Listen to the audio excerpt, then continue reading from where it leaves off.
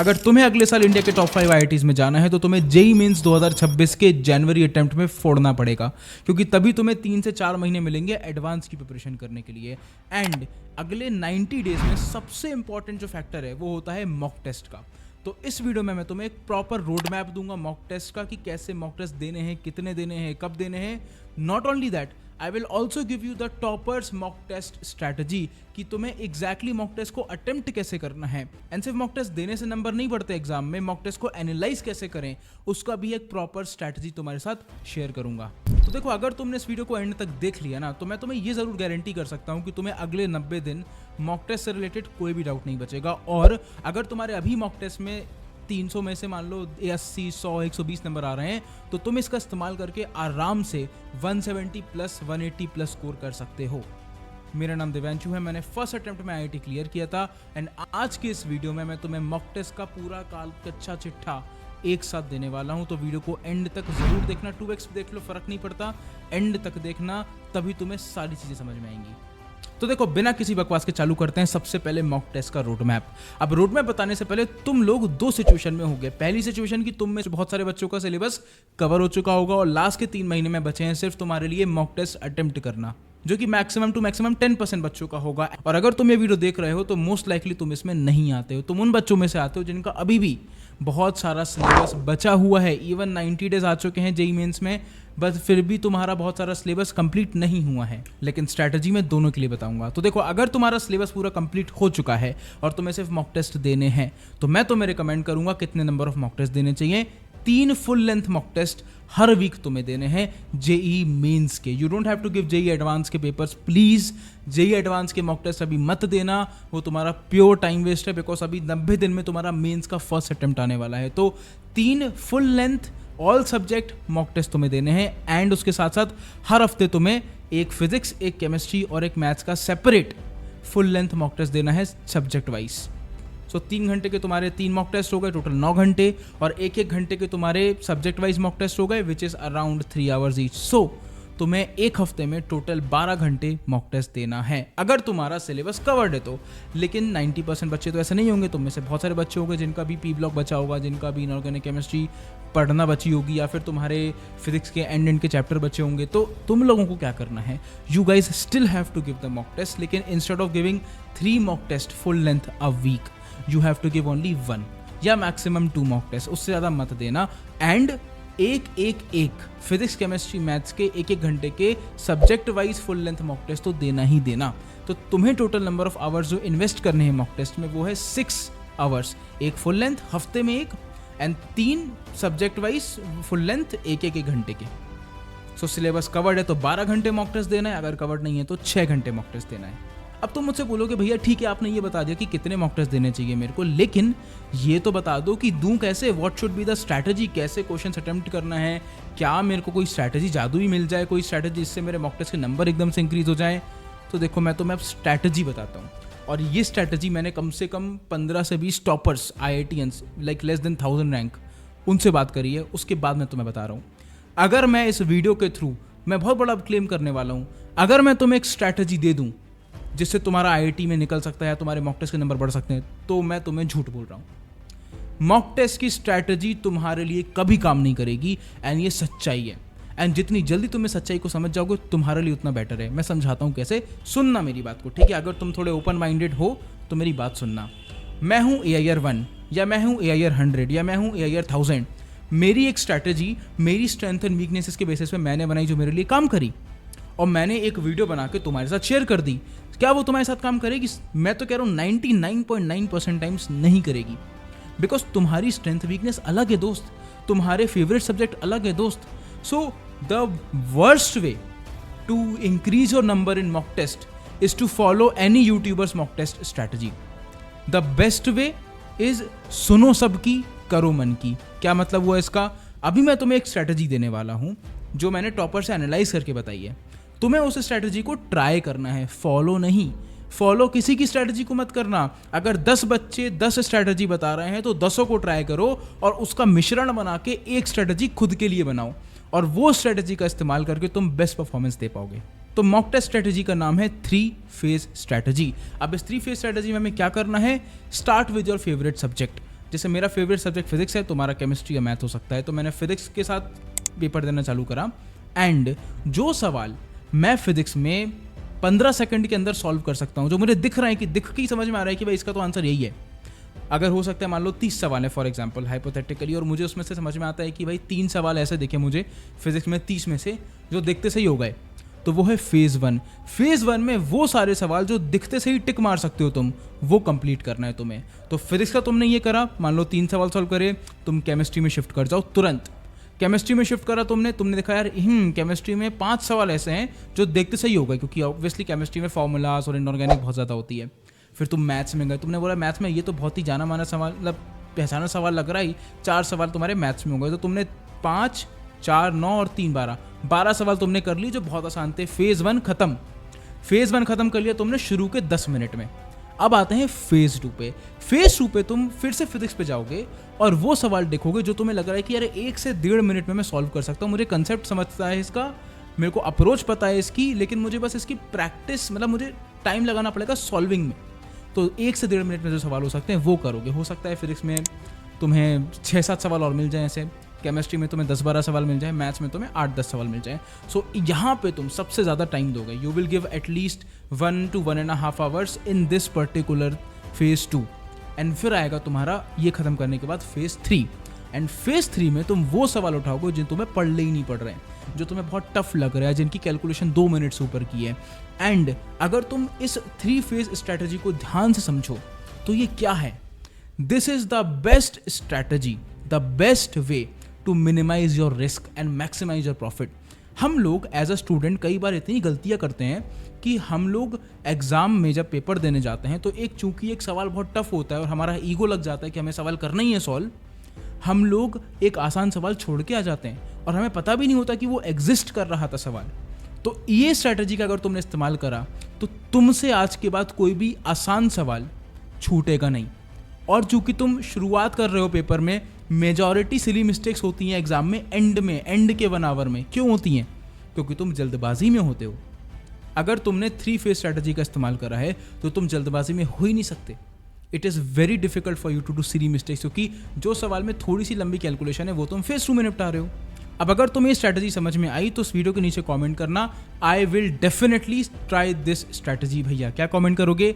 I will definitely try this strategy भैया, ताकि मुझे एटलीस्ट अगर 5 या 10 बच्चों ने भी बोल दिया ना कि भैया मैं स्ट्रैटेजी ट्राई करूँगा, तो मेरे लिए सफल हो गया ये मॉक टेस्ट का तुम्हें स्ट्रैटेजी बताना, जो मैंने टॉपर से पूछ के AIR 1000 जिनका हमने पॉडकास्ट करा है, जिनका उनकी स्ट्रैटेजी थी ये। तो इसको ट्राई ज़रूर करना। लेकिन यहाँ पे भी गेम खत्म नहीं होता। अगर मैं तुम्हें बोल दूँ इस स्ट्रैटेजी का यूज़ करोगे और मॉक टेस्ट में नंबर बढ़ जाएंगे, तो मैं तुम्हारे साथ झूठ बोल रहा हूँ। मॉक टेस्ट देने से मॉक टेस्ट के नंबर नहीं बढ़ते, एग्जाम के पेपर नहीं बढ़ते। पेपर के नंबर बढ़ते हैं अपनी गलतियों को एनालाइज करके उनको सुधारने से। तो अब मैं तुम्हें प्रॉपर तरीका बताने वाला हूँ मॉक टेस्ट एनालिसिस करने का, जिसको मैंने पर्सनली इस्तेमाल उतना नहीं करा और मैं रिग्रेट करता हूँ कि काश मेरा कोई बड़ा भैया या कोई बड़ी दीदी होती जो मुझे बता देती मेरे IIT के टाइम पे। तो अगर तुम सुन रहे हो यहाँ तक इस वीडियो को, एंड तक देखना। ये वाला पार्ट जो है, this is the most important part for your mock test preparation. तो देखो, समरी के लिए हमने डिस्कस क्या कर लिया कि भाई मॉक टेस्ट को हमें क्या रोड मैप के साथ देना है, कितने देने हैं, कब देने हैं, कवर्ड है सिलेबस तो कितना देना है, नहीं है तो कितना देना है। उसके बाद मॉक टेस्ट की स्ट्रैटेजी कैसे फॉलो करनी है, हमने वो डिस्कस कर लिया 3 फेज स्ट्रैटेजी के बारे में। एंड अब आता है final part, which is mock test दे दिया, अब एनालाइज कैसे करूँ। अगर मेरे मॉक टेस्ट में 80 नंबर आ गए 300 में, तो नेक्स्ट मॉक टेस्ट में मैं 150 कैसे ला सकता हूँ। बिकॉज एक्चुअली में एक बच्चे ने करा ही है, एक हमारे मेंटर से बात करके, हमारे एक गर्वित भैया मेंटर हैं, अमेजिंग मेंटर, AIR 4000, 5 महीने का बैकलॉग था बंदे का, और उसके बाद भी ही क्रैक्ड IIT। एंड उसके साथ एक बच्चे ने बात करी, उन्होंने उनके साथ एक रोड मैप शेयर किया, and he scored like from first mock test 80, next mock test 150। मैं यहाँ पे व्हाट्सएप स्क्रीनशॉट लगा दूंगा, मैंने बच्चे से बात करी थी तो। और अगर तुम्हें बात करना है गर्वित भैया से, तुम भी कर सकते हो, मैं नीचे लिंक लगा दूंगा उनकी कॉन्टैक्ट इन्फॉर्मेशन। लेकिन पहले ये पूरा वीडियो समझ लो मॉक टेस्ट एनालिसिस कैसे करना है, उसके बाद जाके बात कर लेना। ट्रू मेंटर प्लेटफॉर्म है, वहाँ पे बात हो जाएगी। तो देखो, मॉक टेस्ट एनालिसिस करने से पहले मैं एक छोटा भ्रम तोड़ना चाहता हूँ तुम्हारा, और आई होप तुम्हारा टूट गया हो। नहीं टूटा तो एक और बार सुन लो। मॉक टेस्ट के नंबर नहीं बढ़ेंगे तुम्हारे अगर तुम सिर्फ मॉक टेस्ट दोगे। वो तभी बढ़ सकते हैं जब तुम कंटिन्यूसली अपने मॉक टेस्ट को एनालाइज करके उसके ऊपर एक्शनेबल स्टेप लो। हर कोई बताता है एनालिसिस कैसे करना है, लेकिन कोई नहीं बताता कि उसकी एक्शनेबल स्टेप्स क्या होते हैं। मैं बताने वाला हूँ तुम्हें। तो अगर तुम्हारा भ्रम टूट गया है कि भाई मॉक टेस्ट के नंबर बढ़ाने के लिए एनालिसिस करनी पड़ेगी, ज़्यादा मॉक टेस्ट नहीं, तो नीचे कॉमेंट करना मेरा भ्रम टूट गया भैया। क्या करोगे कॉमेंट? मेरा भ्रम टूट गया भैया। तो देखो, इसके एनालिसिस को हम 3 पार्ट में डिवाइड करेंगे। पहला पार्ट वो रहेगा जहाँ पे हम लोग बात करेंगे उन सवालों की जो तुम अटेम्प्ट नहीं कर पाए, उसकी एनालिसिस कैसे करना है। फिर जो सवाल सही हुए उसकी भी एनालिसिस करना है, उस पर आएंगे। एंड एंड में हम बात करेंगे जो सवाल गलत हुए उनकी क्या एनालिसिस करना है। लेट्स से 90 क्वेश्चंस का पेपर हुआ, तुमने पेपर दिया, तुमने 75 की जगह 75 अटेम्प्ट करने होते, तुमने 60 अटेम्प्ट करे, 15 अटेम्प्ट नहीं करे, और 60 में से तुम्हारे 20 गलत हुए और 40 सही हुए। तो अब आते हैं एनालिसिस कैसे करें। ठीक है, नंबर 1 चीज़, मैं जो सवाल गलत हुए हैं उनके एनालिसिस और एक्शनेबल स्टेप पे एंड में आऊँगा, लेकिन सबसे पहले आ जाते हैं थोड़े आसान पार्ट पे।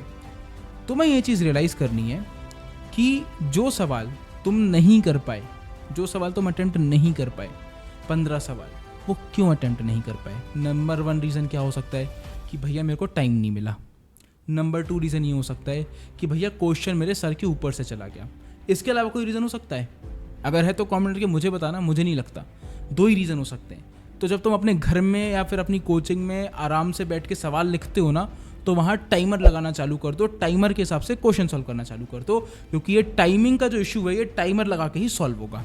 सेकेंड, अगर तुम क्वेश्चन इसलिए अटेम्प्ट नहीं कर पाए बिकॉज वो तुम्हारे सर के ऊपर से गया है, वो तुम्हारे कंसेप्ट तुम्हें समझ में ही नहीं आया, वो उसके हाथ लगाना था उस टाइम पे, अप्रोच समझ में नहीं आई, तो यहाँ पे आता है मिस्टेक कॉपी का काम। मैंने मिस्टेक कॉपी नहीं बनाई दोस्त, इसलिए मैं IIT भिलाई गया। मैं ऑनेस्टली बात बता रहा हूँ तुम्हें। मैं IIT बॉम्बे जा सकता था, अगर मैं मिस्टेक कॉपी बनाता, मैंने नहीं बनाई, तो तुम वो गलती मत करना। मिस्टेक कॉपी बनाओ, और जो क्वेश्चन तुम अटेम्प्ट नहीं कर पाए बिकॉज वो तुम्हारे सर के ऊपर से गए, 15 क्वेश्चन, अब हो सकता है कि उनमें से 15 क्वेश्चन में से 15 के 15 नए कंसेप्ट में हो, सीखो उन्हें। यही तो एनालिसिस है। जो क्वेश्चन अटेम्प्ट नहीं कर पाए वो क्यों नहीं अटेम्प्ट कर पाए, उनका क्या कंसेप्ट था, उसको समझो और एक मिस्टेक कॉपी में लिखो। मिस्टेक कॉपी में सिर्फ वो सवाल नहीं लिखने जो गलत हुए हैं, वो सवाल भी लिखने जिनके कंसेप्ट तुम्हारे सर के ऊपर से गए अप्रोच के। जो सवाल तुम अटेम्प्ट नहीं कर पाए उसको एनालाइज करने की जो 2 एक्शनेबल स्टेप्स हैं वो मैंने तुम्हारे साथ शेयर कर दिए। अगर ये वीडियो अभी तक पसंद आ रही हो तो लाइक कर देना या हार्ट छोड़ देना, एक मज़ा आएगा मेरे को भी। लेकिन अब आते हैं नेक्स्ट चीज़ पे। बहुत सारे बच्चे क्या करते हैं, जो सवाल सही हो जाते हैं उनको कोई दिखता भी नहीं है, एंड ये एक बहुत बड़ी मिस्टेक है अगेन। अब तुम्हें क्या करना है, तुम्हारे मान लो 40 सवाल सही हुए थे 60 में से, राइट। उन 40 सवालों में से तुम्हें देखना है कि कितने सवाल थे जो सॉलिड सही थे तुम्हारे, कितने सवाल ऐसे थे जो तुम्हें कॉन्फिडेंटली सही हुए, तुमने सही कंसेप्ट लगा के सही किया, और कितने सवाल ऐसे थे जो तुमने तुक्का या फिर एलिमिनेशन बोलते हैं ना, एलिमिनेशन मेथड से सही करें। अब हो सकता है 40 में से तुमने 10 सवाल ऐसे हैं जो तुक्के और एलिमिनेशन मेथड से सही करें, जो वो सही हो चुके हैं। नो मैटर व्हाट, तुम्हें कंसेप्ट तो नहीं पता था ना, उनके कंसेप्ट को भी लिखो चलो मिस्टेक कॉपी में, वो भी तुम्हें राइट डाउन करना है कि अच्छा जो गैस एलिमिनेशन मेथड मैंने लगाया, क्या इसका अप्रोच ऑफ कॉन्सेप्ट मुझे आता था, क्या मेरे को समझ में आता था कि इसको सॉल्व कैसे करना है। अगर नहीं, लिखो उसे। तो जो सवाल सही हुए हैं उसमें बस तुम्हें एलिमिनेशन और गेस वर्क वाले सवालों को ही रिविजिट करना है, and then you are done with that part. And अब आते हैं मेरे फेवरेट पार्ट पे, जो सवाल तुम्हारे गलत हुए। सवाल तुम्हारे गलत देखो 2 वजह से होते हैं। पहला वजह, तुमने सिली मिस्टेक कर दी, और दूसरी वजह, तुमने कंसेप्ट गलत लगा दिया। सिली मिस्टेक की वजह से नहीं, तुम्हारी अंडरस्टैंडिंग ही नहीं थी उसकी, या तुम्हें क्वेश्चन का कंसेप्ट ही समझ में नहीं आया ढंग से। अब अगर तुमने क्वेश्चन का कंसेप्ट नहीं ढंग से समझा और गलत कंसेप्ट पे सवाल कर दिया, तो उसके सोल्यूशन तो देखना ही है जाके, तो वो देखो। और अगर तुम्हें समझ में आ रहा है कि हाँ भाई यहाँ तो मैं फ्रिक्शन सोच रहा था इधर लगेगा, लेकिन फ्रिक्शन इधर लगा क्योंकि मेरे को फ्रिक्शन का कंसेप्ट ही ढंग से समझ में नहीं आता, तो रिविजिट करो, वो जाओ उस कंसेप्ट को समझो और उससे रिलेटेड 5 से 10 सवाल और लगा लो। अगर मान लो तुमने जो सवाल तुम्हारे 20 गलत हुए थे उसमें से तुम्हें 6 सवाल ऐसे मिले और 2-3 कॉन्सेप्ट तुम्हें नहीं मिल गए जो तुम्हें बिल्कुल समझ में आए कि तुम्हें समझ में ही नहीं आते थे, तो तुम्हें उन 3 कंसेप्ट पे 10-10 सवाल लगाने, 30 सवाल एक्स्ट्रा लगाने। मुझे पता है मैं तुम्हें बहुत काम दे रहा हूँ, बट IIT जाना है ना, IIT बॉम्बे जाना है ना, करना पड़ेगा ये। अब देखो, जो सवाल गलत हुए उसमें से जो तुम्हारे गलत कंसेप्ट की वजह से गलत हुए थे वो हमने एक्शनेबल स्टेप में कन्वर्ट कर लिया। अब जो भैया सिली मिस्टेक से गलत हुए थे उनका क्या करूं? मैं बहुत सिली मिस्टेक करता हूं भैया। मैं तो मतलब मेरे से n² बोला जाता है, मैं n की वैल्यू निकालता हूँ, सीधे n टिक कर देता हूँ। मेरा n² 3 था, मेरे को 9 करना था, मैं वो नहीं कर पाया। देखो यार, अगर तुम्हें सिली मिस्टेक सॉल्व करनी है ना, उसका बहुत अच्छा सोल्यूशन बताता हूँ मैं। उसका अच्छा सोल्यूशन ये है, प्रैक्टिस प्रैक्टिस प्रैक्टिस। एंड अगर तुम्हें अभी भी समझ में नहीं आया हो तो उसका अच्छा सोल्यूशन ये है कि इसका कोई सोल्यूशन नहीं है। सुन रहे हो मेरी बात? तुम बोलोगे भैया मैं तो आपसे सोल्यूशन लेने आया हूँ, तो मैं तुम्हें सोल्यूशन नहीं देना चाहता, मैं तुम्हें सच्चाई बताना चाहता हूँ। मैं तुम्हें लिख के दे रहा हूँ, तुम में से कोई बच्चा ऐसा नहीं होगा जिसकी मुझसे ज़्यादा सिली मिस्टेक होती थी। मेरे फिजिक्स टीचर जो अंशुल सर थे, मेरा नाम था अपनी कोचिंग में कि इस दिव्यांशु का पहला आंसर हमेशा गलत आता है फिजिक्स में। जब भी मैं क्लास में सवाल होते थे तो मैं फेमस था उस चीज़ के लिए। इवन मेरे सर ने मुझे बोल दिया था कि तेरा पहला सवाल है ना, खुद ही खारिज कर देना। इतनी ज़्यादा सिली मिस्टेक करता था मैं। एंड उसके बाद भी फिजिक्स में हाईएस्ट नंबर आए थे मेरे एक्चुअल आईआईटी के पेपर में। क्यों? क्योंकि भाई मैंने प्रैक्टिस करी, और मैं अपना दिमाग का भाजी वाला नहीं करता था, और मैं अपने दिमाग को ख़राब नहीं करता था ये सोच के कि यार मेरे को सिली मिस्टेक कम करनी, सिली मिस्टेक कम करनी है। सिली मिस्टेक होती ही इसलिए दोस्त, कैसे घटाओगे तुम, उस पर इतना ध्यान मत दो। तो देखो मैं थोड़ा सा रिकैप दे देता हूँ मॉक टेस्ट एनालिसिस स्ट्रैटेजी का। सबसे पहले हमने डिस्कस करा कि जितने सवाल अटेम्प्ट नहीं कर पाए उसके 2 एक्शनेबल स्टेप्स निकाले, जो सवाल सही हुए उसका 1 एक्शनेबल स्टेप निकाला, जो सवाल गलत हुए उसके 2 एक्शनेबल स्टेप है। एक का एक्शनेबल स्टेप है शांति से बैठ के प्रैक्टिस करो, दूसरा एक्शनेबल स्टेप तुम्हें मैंने बता दिया। अब तुम्हें एक चीज़ बहुत ध्यान से समझनी है, जब भी तुम मॉक टेस्ट देते हो, अगर फुल लेंथ 3 घंटे का मॉक टेस्ट दे रहे हो या 1 घंटे का मॉक टेस्ट दे रहे हो, अगर तुम 3 घंटे का मॉक टेस्ट दे रहे हो ना, उसकी एनालिसिस में कम से कम तुम्हें 1.5 घंटा देना है। I said it. अगर तुम 3 घंटे का मॉक टेस्ट दे रहे हो तो उसकी एनालिसिस में तुम्हें 1.5 घंटा देना है, तभी तुम उससे बेस्ट जूस निकाल पाओगे, और तभी तब तुम नेक्स्ट मॉक टेस्ट पे जाओगे ना तो तुम 80 नहीं 150 स्कोर करोगे, 150 से 170 स्कोर करोगे, और तुम बोलोगे यार what the hell is happening, क्या जादू है ये? कोई जादू नहीं है, बेसिक लॉजिक है। तो अगर तुम्हें ये स्ट्रैटेजी समझ में आई हो, मॉक टेस्ट एनालिसिस मेथड अच्छी लगी हो, तो मुझको कमेंट करना। I will definitely use this analysis भैया। मुझे पता है मैं बहुत कमेंट करवा रहा हूँ तुमसे, बट जानबूझ के करवा रहा हूँ। पता है इसका भी रीज़न है। क्या रीज़न है? जितने ज़्यादा तुम कमेंट करोगे, जितने ज़्यादा तुम चीज़ों को लिखोगे, you are more likely to do them. So लिखिए नीचे कमेंट ज़रूर करना। अगर तुम यहाँ तक देख रहे हो, बहुत कम बच्चे देखते हैं, 8-10% बच्चे ही देखेंगे यहाँ तक, लेकिन अगर तुम उन 8-10% में से हो तो कमेंट कर देना, I will definitely try this analysis भैया। सो इस वीडियो में हमने कवर करा कि कितने मॉक टेस्ट देने, फिर वहाँ से हमने निकाला कि क्या स्ट्रैटेजी होनी चाहिए, सिलेबस कवर्ड है नहीं कवर्ड है, फिर वहाँ से हमने निकाला कि एनालिसिस कैसे करनी है, फिर वहाँ से हमने निकाला कि कितना टाइम देना एक मॉक टेस्ट की एनालिसिस में। अगर तुम महीने के 12 घंटे मॉक टेस्ट देते हो तो तुम्हें उसके एनालिसिस में 4 से 6 घंटे देने हैं। I hope this video was helpful. अगर ये वीडियो पसंद आई हो तो 3 चीज़ें करना है यार। पहली चीज़, वीडियो को लाइक कर देना।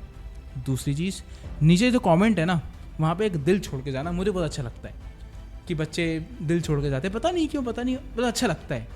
एंड लास्ट चीज़, जो कमेंट सेक्शन के बगल में एक हाइप का बटन है, उस हाइप बटन को क्लिक करना, ताकि यूट्यूब को पता चले कि ये जो मैं वीडियो बना रहा हूँ तुम लोगों के लिए, this is genuinely useful. So that's it for today. I will see you very very soon. कोई भी डाउट आए, कमेंट सेक्शन है, मैं वहाँ पे बहुत एक्टिव रहता हूँ, मैं सारे कमेंट्स देखता हूँ, रिप्लाई भी करता हूँ। एंड अगर तुम्हें वो गर्वित भैया से बात करनी है तो लिंक लगा दूंगा, चेकआउट कर लेना, उनकी कॉन्टैक्ट इन्फॉर्मेशन मिल जाएगी। So that's it for today. जाओ काम करो। अगर इस वीडियो से तुम्हें वैल्यू मिली है तो यहाँ पे जो लिंक लगा रहा हूँ मैं वीडियो की, उससे तुम्हें और वैल्यू मिलेगी, तो इस वीडियो को चेकआउट जरूर करना।